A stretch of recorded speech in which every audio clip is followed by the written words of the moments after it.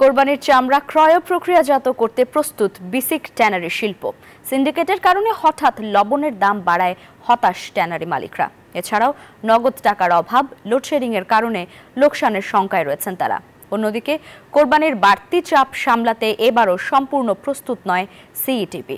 সাভার থেকে নাজমুল হুদার পাঠানো তথ্যচিত্রে ডেস্ক রিপোর্ট। 1 কোটির বেশি কোরবানির পশুর চামড়া সংগ্রহের লক্ষ্যমাত্রা নিয়ে প্রস্তুত সাভারের বিসিক চামড়া শিল্পনগরীর প্রায় 1.5 শতাধিক কারখানা। লবণের দাম বৃদ্ধি ও লোডশেডিং এর সমাধান না হলে কাঁচা চামড়ায় পচন ধরে লোকসানের শঙ্কায় ট্যানারি মালিকরা।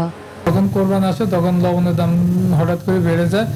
যেমন গত 1 মাস আগে যে এখানে 74 কেজি লবণের দাম ছিল 700 টাকা, এখন ওই 74 কেজি লবণ এখন 950 থেকে 1000 টাকা বিক্রি হয়। চামড়া যেভাবে দাম নির্ধারণ করে দেওয়া হয়, প্রতি বছর কোরবানির আগে লবণের দামটা যেন নির্ধারণ করে দেওয়া হয়। কোরবানি আসলে সাধারণত একটু লবণের দাম বাড়ে, কেমিক্যালসেরও একটু, যেহেতু আপনার ডিমান্ড থাকে তখন, বিকজ আমরা চামড়া কিনবো, এই ডিমান্ডটা থাকে তখন অটোমেটিক তো ডিমান্ড সাপ্লাই অনুযায়ী কিছু দাম বাড়বে।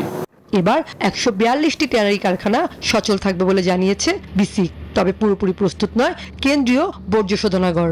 প্রায় 150টি মতো ট্যানারি আমাদের এই বছর আমরা প্রোডাকশনে থাকবে, কিন্তু যদি কুরবানি ঈদের পরবর্তী সময়ে আমরা বলতে পারবো যে আসলে কতগুলি ট্যানারি আপনার প্রোডাকশনে আছে। আমাদের সঙ্গে শিল্প মন্ত্রণালয়, বাণিজ্য মন্ত্রণালয় কাজ করছেন। আমাদের বাণিজ্য উপদেষ্টা মহোদয় ওনার গাইডলাইনে অ্যাডভাইস আমরা কাজ করছি এবং এবার কোরবানিতে আমরা একটা সুন্দর পরিপূর্ণভাবে এই বাড়তি চাপটা সামাল দিতে পারবো বলে আমরা বিশ্বাস করি।